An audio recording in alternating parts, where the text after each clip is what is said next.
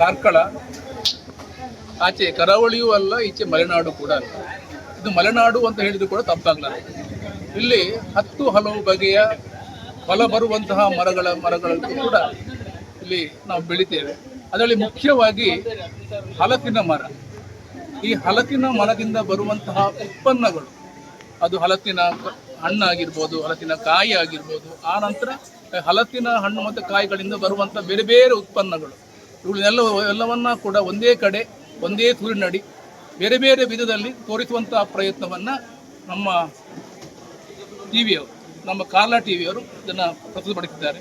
ಖಂಡಿತವಾಗಿ ಕೂಡ ಒಂದು ಒಳ್ಳೆಯ ಪ್ರಯೋಗ. ನಾನು ಎಲ್ಲವನ್ನ ಕೂಡ ಸವಿದೆ, ಬೇರೆ ಬೇರೆ ತಿಂಡಿಗಳು. ಅದು ಈಗ ಇವತ್ತೊಂದು ಹೊತ್ತು ನಾವು ಯಾವಾಗಲೂ ಕೂಡ ಗೋಬಿ ಮಂಚೂರಿಯನ್ನು ಕೇಳಿದ್ವಿ, ಇಲ್ಲಿ ಗುಜ್ಜೆಯ ಮಂಚೂರಿ, ಅದನ್ನು ಕೂಡ ನಾನು ಪ್ರಥಮ ಬಾರಿಗೆ ಸವಿದೆ.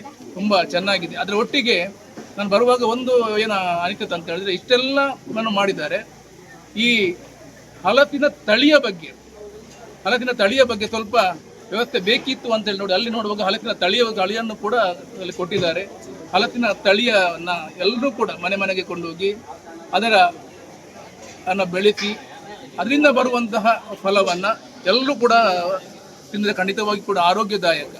ಇತ್ತೀಚಿನ ದಿನಗಳಲ್ಲಿ ಕೂಡ ಎಲ್ಲದನ್ನು ಕೂಡ ರಾಸಾಯನಿಕ ಗೊಬ್ಬರವನ್ನು ಬಳಸಿ ಹಣ್ಣುಗಳನ್ನು ಬೆಳೆಯುವಂತಹ ಸಂದರ್ಭದಲ್ಲಿ ಯಾವುದೇ ರಾಸಾಯನಿಕ ವಸ್ತುಗಳ ಗೊಬ್ಬರವನ್ನು ಬಳಸದೆ ನೈಸರ್ಗಿಕವಾಗಿ ಬೆಳೆಯುವಂತಹ ಹಣ್ಣು ಅಂದರೆ ಹಲಸಿನ ಹಣ್ಣು.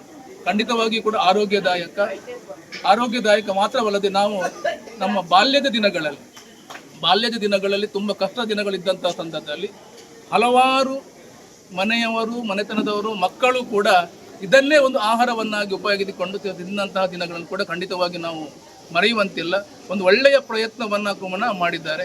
ಖಂಡಿತವಾಗಿ ಕೂಡ ಇದು ಮುಂದಿನ ದಿನಗಳಲ್ಲಿ ಪ್ರತಿಯೊಬ್ಬರು ಮನೆಯಲ್ಲಿ ಕೂಡ ಇರುವಂತಹ ಜಾಗದಲ್ಲಿ ಕನಿಷ್ಠ ಒಂದು ಹಲಸಿನ ಗಿಡವನ್ನು ನೆಟ್ಟು ಹಲಸಿನ ಮರವನ್ನು ಬೆಳೆದಿದೆ. ಅವರಿಗೆ ಬೇಕಾಗುವಂತಹ ಹಲಸಿನ ಹಣ್ಣು ಮನೆಯಲ್ಲೇ ಸಿಗುವಂತಹ ಸಂಭವ ಖಂಡಿತ ಉಂಟು.